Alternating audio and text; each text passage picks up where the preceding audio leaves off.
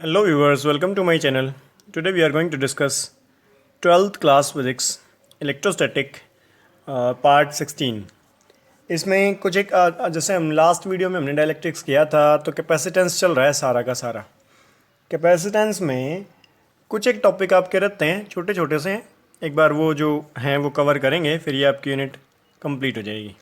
तो स्टार्ट करते हैं। एक टॉपिक है आपका स्फेरिकल कैपेसिटर, तो उसी से शुरू करते हैं। स्फेरिकल कैपेसिटर, स्फेरिकल कैपेसिटर बहुत इजी टॉपिक है। जैसे आपने कैपेसिटेंस किया था, कैपेसिटर को किया था, बिल्कुल वैसा ही है, लेकिन इसकी शेप में थोड़ा चेंज आ जाता है बस। वहाँ पे आपने दो पैरेलल प्लेट ली थी, यहाँ पे हम जो आपके कंडक्टर हैं, जहाँ पे चार्ज हम स्टोर कर रहे हैं, वो प्लेट्स की शेप चेंज कर दी हमने, उनको सर्कल की फॉर्म में ले लिया, स्फीयर की फॉर्म में ले लिया। तो स्फेरिकल कैपेसिटर में हमने क्या किया, हमने बोल दिया, मान लिया हमने एक होलो कंडक्टिंग स्फीयर लिया, एक स्फीयर ले लेते हैं ये वाला छोटा, ठीक है। इसका रेडियस कुछ भी मान लो, मान लिया आपने बोल दिया इसका रेडियस है R1 बोल दो या RA बोल दो, इनर बोल दिया मैंने, RI बोल दिया, ठीक है। फिर हमने क्या किया, इसके एक प्लेट तो ये होगी, इसके ऊपर एक और कंसेंट्रिक सर्कल दूसरा और ड्रॉ कर दिया हमने, कंसेंट्रिक दूसरा ड्रॉ किया। तो हमने बोल दिया इसका जो रेडियस है वो है R आउटर बोल दो, R0 बोल दो, ठीक है। ये इनर हो गया, ये R आउटर हो गया। तो ऐसे करके हमने क्या किया, दो कंसेंट्रिक सर्कल ले लिए, यानी कि ये दो आपकी वही मेटल प्लेट्स की तरह ये बिहेव करेंगे, ठीक है, एक अंदर वाला एक बाहर वाला। फिर हमने क्या किया, ये कैपेसिटर का प्रिंसिपल हमें पता है ना कि हम क्या करते हैं, एक प्लेट को ग्राउंड करते हैं। तो ये जो आउटर प्लेट है ना, इसको हमने क्या कर दिया, ग्राउंड कर दिया। तो मतलब बेसिकली वही है। हमने फिर क्या किया, ये जो इनर सर्कल है ना, इस इनर सर्कल को हमने चार्ज की सप्लाई शुरू की, तो इसको हमने मान लिया प्लस क्यू चार्ज दे दिया, प्लस क्यू चार्ज हमने इनर सर्कल को दे दिया। तो जैसे ही इनर सर्कल को आप ये चार्ज की सप्लाई करोगे तो ये क्या करेगा, ये सारा का सारा चार्ज इसके सरफेस पे चला जाएगा। तो हम बोल देंगे यहाँ पे आपका जो चार्ज है वो यूँ डिस्ट्रीब्यूट हो जाएगा, ठीक है। इस इनर सर्कल के, इनर स्फीयर के सरफेस पे ये चार्ज आपका डिस्ट्रीब्यूट हो जाएगा, ठीक है। इसकी वजह से फिर हमने एक पढ़ा था बाय इंडक्शन मेथड, ये जो आपका ऊपर वाला सर्कल है, सेकेंड सर्कल, आउटर सर्कल, इस पे क्या हो जाएगा, इसका जो इनर सरफेस है ना, वहाँ पे नेगेटिव चार्ज इंड्यूस हो जाएगा, वहाँ पे आपका नेगेटिव चार्ज आ जाएगा। इसके बाहर पॉजिटिव आएगा, फिर वो पॉजिटिव ग्राउंड होके डिसअपीयर हो जाएगा। ऐसा कुछ हमने प्रिंसिपल किया था कैपेसिटर का। तो ये अरेंजमेंट हमने की, ठीक है। अभी इस अरेंजमेंट में अगर हम देखें तो देखो, बाहर कोई भी चार्ज नहीं है, मतलब आउटर में फील्ड कुछ नहीं है आपका। यहाँ पे चार्ज, ये जो इनर स्फीयर है इसके अंदर चार्ज नहीं है, क्योंकि ये होलो है अंदर से, तो इनर होने की वजह से क्या हो जाएगा, यहाँ पे इसके अंदर भी इलेक्ट्रिक फील्ड क्या हो जाएगा, ज़ीरो। इसके अंदर भी इलेक्ट्रिक फील्ड ज़ीरो हो गया और ये बाहर भी इलेक्ट्रिक फील्ड ज़ीरो हो गया, ठीक है। तो हम क्या करें, हम पोटेंशियल कैलकुलेट करें, मान लिया।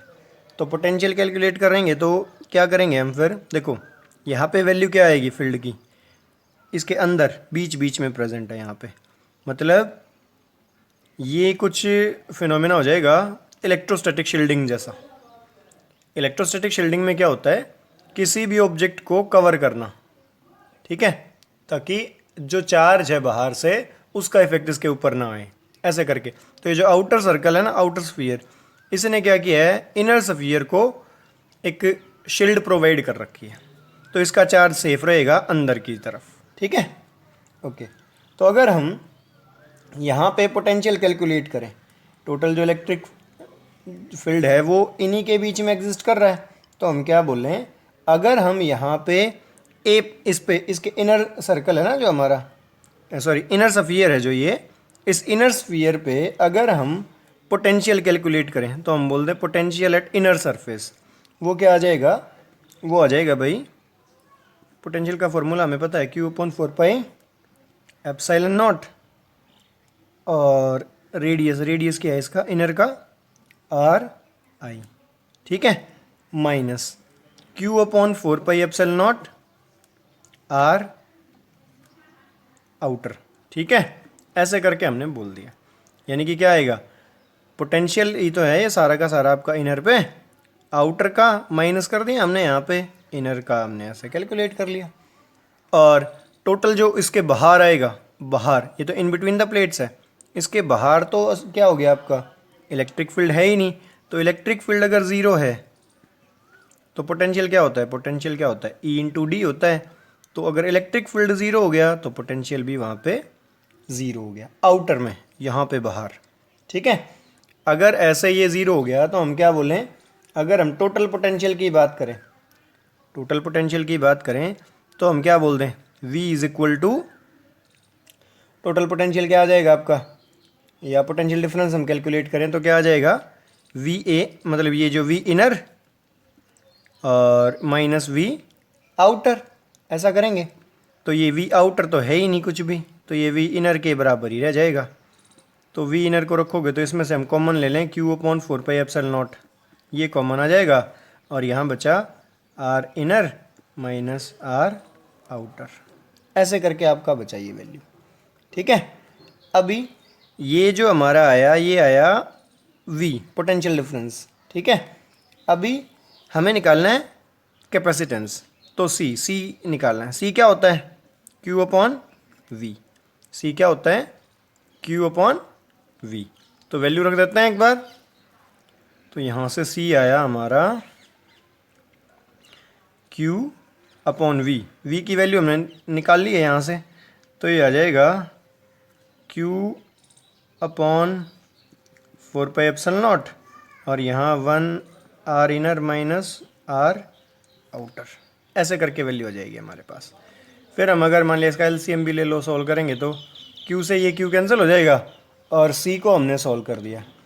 देखो जब हम इसको सॉल्व करेंगे तो ये 4 पाई एप्सिलॉन नॉट तो ऊपर चला गया, 4 पाई एप्सिलॉन नॉट ऊपर चला गया, नीचे बचा आपका ये वाला 1/RI माइनस 1/RO, है ना। इसका हम क्या करोगे, LCM ले लोगे, मान लिया नीचे LCM ले लिया आपने RI और R0, और यहाँ क्या बचा, यहाँ बचा आपका R0 माइनस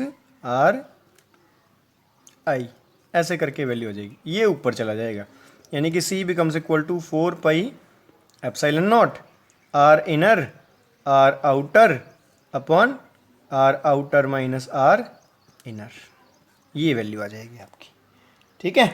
तो ये आपका स्फेरिकल कैपेसिटर हो जाएगा टोटल। नेक्स्ट टॉपिक है आपका energy density of A parallel plate capacitor. हमें एनर्जी डेंसिटी निकालनी है, ये रिलेशन बहुत बार पूछ लेते हैं। तो एनर्जी डेंसिटी क्या होती है देखो यहाँ पे हम बोलेंगे टोटल एनर्जी जितनी भी स्टोर की है पर यूनिट वॉल्यूम, किसी भी कैपेसिटर में टोटल एनर्जी जितनी भी स्टोर हुई है पर यूनिट वॉल्यूम, वो क्या हो जाएगी, एनर्जी डेंसिटी, ठीक है। तो हम बोल देंगे ये जो आपकी एनर्जी डेंसिटी आएगी, एनर्जी डेंसिटी हो जाएगी टोटल एनर्जी। टोटल एनर्जी का फॉर्मूला क्या होता है एक कैपेसिटर में, half CV² upon per unit volume, तो हमने बोल दिया यहाँ पे ये आ गया वॉल्यूम, ठीक है, ओके। अभी देखो वॉल्यूम, एक तो वॉल्यूम बता दें क्या होता है। वॉल्यूम क्या होता है, जैसे कोई भी आपने पैरेलल प्लेट कैपेसिटर लिया है तो हमने बोल दिया यूं करके पैरेलल प्लेट कैपेसिटर लिया होगा, तो प्लेट का कोई ना कोई एरिया भी होगा और इनके बीच की सेपरेशन भी होगी, डी हम सेपरेशन लेके चलते थे। तो वॉल्यूम क्या हो जाएगा, A/D। तो एक चीज़ तो ये यहाँ से आ गई वॉल्यूम के बारे में आपकी, वॉल्यूम क्या हो जाएगा A/D के बराबर, ठीक है। चलो अभी C capacitance, parallel plate capacitor में C की वैल्यू क्या होती है, C की वैल्यू हमने कैलकुलेट की थी ε0A/D, एक ये वैल्यू। दूसरा पोटेंशियल, पोटेंशियल क्या होता है E/D, ठीक है। तो हमारे पास सारी वैल्यू आ गई हैं, वॉल्यूम हो गया है, आपका कैपेसिटर हो गया है और ये पोटेंशियल हो गया। तो सारी वैल्यू हम रख देते हैं। तो हमारे पास क्या आई, energy density is equal to half C की वैल्यू क्या है, epsilon naught A upon D C V square, V क्या है ई इंटू डी, यानी कि ई स्क्वेयर और डी स्क्वेयर अपॉन में क्या है वॉल्यूम, वॉल्यूम क्या है ए इंटू डी, वॉल्यूम क्या है ए इंटू डी। तो देखो यहाँ से क्या हो गया, एक तो ए और ए ये तो हो गया कैंसिल, यहाँ पे डी स्क्वेयर ऊपर है और D into D, D square नीचे हो गया, तो ये भी कैंसिल हो गया। तो हमारे पास बचा हाफ एप्सिलॉन नॉट और ई स्क्वेयर, ये है आपकी एनर्जी डेंसिटी। ठीक है, ये 1 मार्क्स क्वेश्चन में डायरेक्ट रिजल्ट भी पूछ लेते हैं और वैसे भी ये टोटल जो है 2 नंबर में पूछा जा सकता है। नेक्स्ट टॉपिक है आपका कॉमन पोटेंशियल। कॉमन पोटेंशियल क्या होता है, जैसे मान लिया हमने कोई भी 2 कैपेसिटर ले लिए, कोई भी 2 कैपेसिटर, ठीक है, और हमने उनको चार्ज करना शुरू कर दिया। तो जब हम उनको चार्ज करेंगे तो होगा क्या, मान लिया किसी भी लेवल तक चार्ज कर दिया, तो जितना भी हम चार्ज उसके ऊपर स्टोर करते जाएंगे उसका पोटेंशियल इंक्रीज करता जाएगा। ठीक है, हमने दोनों कैपेसिटर को चार्ज कर दिया और मान लिया एक कैपेसिटर है जिसका पोटेंशियल हाई हो गया और दूसरा जो कैपेसिटर उसका मान लिया उसके कंपैरिजन में थोड़ा लो हो गया। अभी हमने क्या किया, दोनों कैपेसिटर को कनेक्ट कर दिया। जैसे हम बोल दें एक कैपेसिटर था C1, दूसरा कैपेसिटर था C2, इसको हमने कुछ भी किसी भी वैल्यू पे, ठीक है, C1 और C2 है ना जो, इसको हमने बोल दिया मान लिया V1 पोटेंशियल तक चार्ज स्टोर करवा दिया, इस पे V2 पोटेंशियल हो गया जितना भी हमने चार्ज स्टोर करवाया उसकी वजह से। ठीक है, अब इन दोनों कैपेसिटर को किसी भी वायर के थ्रू हमने कनेक्ट कर दिया। ठीक है, किसी भी वायर के थ्रू हमने इसको कनेक्ट कर दिया।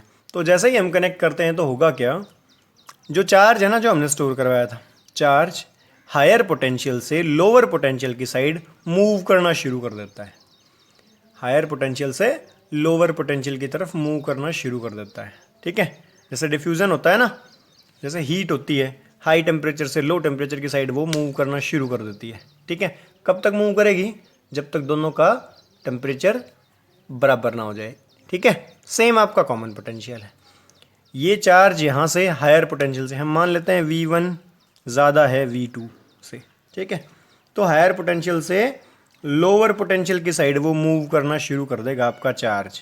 ठीक है, कब तक मूव करेगा, जब तक V1 V2 के बराबर ना हो जाए। ठीक है, तो ये तब तक मूव करेगा। तो इसी वैल्यू को हम बोलते हैं, जहाँ पे ये दोनों बराबर आ जाते हैं ना, उसी को हम क्या बोलते हैं, कॉमन पोटेंशियल। और कॉमन पोटेंशियल का सिंपल फार्मूला होता है, जैसे हम कॉमन पोटेंशियल को V लिख दें तो हम वहाँ पे क्या बोलते हैं, जैसे हमने इनको कनेक्ट किया तो हम वहाँ पे बोलेंगे टोटल चार्ज जितना भी है वहाँ पे दोनों कैपेसिटर का upon total capacity, total capacity. अभी 2 पैरेलल प्लेट कैपेसिटर हैं, सीरीज में जोड़े हैं, तो सिंपल हम ऐड कर देंगे उनको। तो V टोटल चार्ज, पहले का चार्ज क्या होता है, Q is equal to CV। तो पहले का चार्ज कितना हो जाएगा, यानी कि Q1 प्लस Q2 बोलें तो Q1 पहले का चार्ज क्या हो जाएगा, C1 है और V1 पोटेंशियल पे है, प्लस दूसरे का चार्ज क्या हो जाएगा C2 V2 अपॉन कैपेसिटी क्या हो जाएगी C1 प्लस C2। ठीक है, तो ये वैल्यू आ जाएगी हमारे पास कॉमन पोटेंशियल की, very simple. Okay, but actual में क्या होता है इसमें, जब भी ये हम बोलते हैं ना कि कॉमन पोटेंशियल अचीव कर रहे हैं, चार्ज का फ्लो हो रहा है एक कैपेसिटर से दूसरे कैपेसिटर पे, तो ये कभी भी नहीं होता कि जितना पोटेंशियल पहले ने लूज़ किया वो सेम पोटेंशियल सेकंड गेन करेगा, मतलब बराबर नहीं आता। क्यों बराबर नहीं आता, क्योंकि ड्यूरिंग शेयरिंग जब ये अपना चार्ज शेयर कर रहे हैं ना तो वहाँ पे कुछ लॉस होता है, तो वो लॉस की वजह से यहाँ पे पोटेंशियल का कुछ न कुछ यहाँ पे नुकसान हो जाता है हमें शेयरिंग की वजह से। ठीक है, वो चेक करते हैं कितना होता है, एक बार देखते हैं नेक्स्ट टॉपिक में। नेक्स्ट टॉपिक है आपका लॉस ऑफ एनर्जी। शेयरिंग में जितना भी एनर्जी का लॉस होता है वो हम कैलकुलेट करेंगे। तो देखते हैं क्या है। शुरुआत में हमने मान लिया एक कैपेसिटर था C1, ठीक है। इस C1 का जो पोटेंशियल है वो है V1। दूसरा कैपेसिटर मान लिया हमने C2, इसका जो पोटेंशियल है वो है V2, ठीक है, ये मान लिया। फिर एक कंडीशन सेकंड क्या आ जाएगी, शेयरिंग हुई, ये तो है बिफोर शेयरिंग, ये जो है ना ये है before sharing, before sharing. After sharing क्या हो जाएगी, C1 और जो C2 है, शेयरिंग कब तक चलेगी, जब तक कॉमन पोटेंशियल अटेन नहीं हो। तो इसका भी पोटेंशियल क्या V और इसका भी पोटेंशियल क्या हो जाएगा V। तो ये क्या आ जाएगी, ये कंडीशन आ जाएगी आफ्टर शेयरिंग। तो हमें क्या निकालना है, हमें निकालनी है लॉस ऑफ एनर्जी। तो लॉस ऑफ एनर्जी क्या होगा, पहले एनर्जी निकाल लें टोटल और बाद में दोनों को माइनस कर देंगे, हमारी वैल्यू आ जाएगी। तो पहले एनर्जी कितनी है, पहले की एनर्जी हम मान लेते हैं energy before sharing, before sharing is equal to क्या आ जाएगा, कैपेसिटर की एनर्जी क्या होती है, half C1 V1 square plus half C2 V2 square. तो ये जो पहले थी, जो पहले हमारा सिस्टम था, उसकी जो एनर्जी है हमारे पास ये आ गई ई बिफोर शेयरिंग। और energy after sharing, after sharing में क्या आ जाएगी, हाफ C1 पोटेंशियल कितना हो गया V square plus half C2 V square, ये आफ्टर शेयरिंग आ जाएगा आपका, ठीक है, टोटल। तो अभी देखो इसमें वैल्यू आ जाएगी, V कॉमन आ जाएगा यहाँ से, तो हम बोल दें हाफ C1 और हम बोल दें, देखो हाफ भी कॉमन है वैसे तो, हाफ और V स्क्वायर कॉमन है, तो C1 प्लस C2 अंदर रह गया और ये आ गया V स्क्वायर, ठीक है, ये वैल्यू आई। अब V क्या है, V है कॉमन पोटेंशियल। तो V की वैल्यू है हमारे पास, V की वैल्यू कितनी है, V हमारे पास कितना होता है, C1 V1 plus C2 V2 sorry C2 V2 upon C1 plus C2। Okay, ये वैल्यू यहाँ रख देते हैं। ये वैल्यू जो हमने यहाँ रखी, तो एनर्जी आफ्टर शेयरिंग क्या आ जाएगी, is equal to half C1 plus C2 और V की वैल्यू, V की वैल्यू है ये हमारे पास, इसका स्क्वायर करना है, यानी कि C1 V1 plus C2 V2 upon C1 plus C2 और इस पूरे का स्क्वायर, ठीक है ना, ये वैल्यू आ जाएगी। अब इसमें से देखो स्क्वायर ऊपर भी है नीचे भी है, तो एक तो ये कैंसिल हो जाएगा, स्क्वायर है ना यहाँ पे ऊपर, तो एक C1 प्लस C2 और ये C1 प्लस C2 कैंसिल हो जाएगा, जो बाकी बचा वो हम लिख देते हैं हाफ, ये कैंसिल हो गया, ये आया आपका उधर C1 V1 plus C2 V2, इसका तो square divided by C1 plus C2, ऐसा आ जाएगा हमारे पास। तो हम क्या बोलेंगे, लॉस, लॉस कितना हुआ, पहले ज़्यादा थी, तो energy before sharing minus energy after sharing, ये हम कैलकुलेट कर लेंगे, ठीक है। तो बिफोर शेयरिंग में हमारे पास एनर्जी है half C1 V1 square plus half C2 V2 square minus हमारे पास आफ्टर शेयरिंग आ गया हाफ, ये है टोटल आपका ये value C1 V1 plus C2 V2 इसका स्क्वायर और divided by C1 plus C2, ठीक है, ऐसे करके हमने इसको यूज़ किया।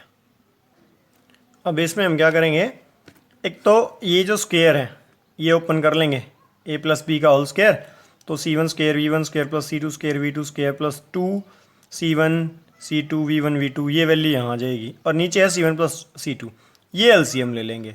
तो जब टोटल इसको सॉल्व किया जाएगा ना, तो हमारे पास जो नेट वैल्यू आएगी वो कुछ मैं डायरेक्टली लेता हूँ, हमारे पास वैल्यू आएगी C1 C2 V1 minus V2 का whole square divided by 2 C1 plus C2, ये वैल्यू आ जाएगी हमारे पास। तो ये टोटल लॉस हो जाएगा शेयरिंग के दौरान जो हुआ हमारा, ठीक है। ये कोई ना कोई पॉजिटिव वैल्यू आती है हमेशा, तो यहाँ पे लॉस होगा इस अमाउंट के बराबर टोटल शेयरिंग में जो आएगा आपका। नेक्स्ट टॉपिक है आपका लाइटनिंग कंडक्टर। लाइटनिंग कंडक्टर में क्या होता है, जैसे मान लिया हम एक तरीके से शील्ड करते हैं, जैसे हमारा जो घर है, मान लिया आपका हाउस है कोई भी, एक सेकेंड में बना देता हूँ थोड़ा सा। मान लिया घर है,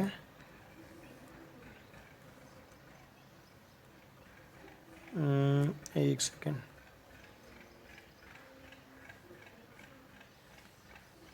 हमें इसकी सेफ्टी करनी है लाइटनिंग के दौरान, ठीक है। हमें क्या करना है, इसको सेफ रखना है।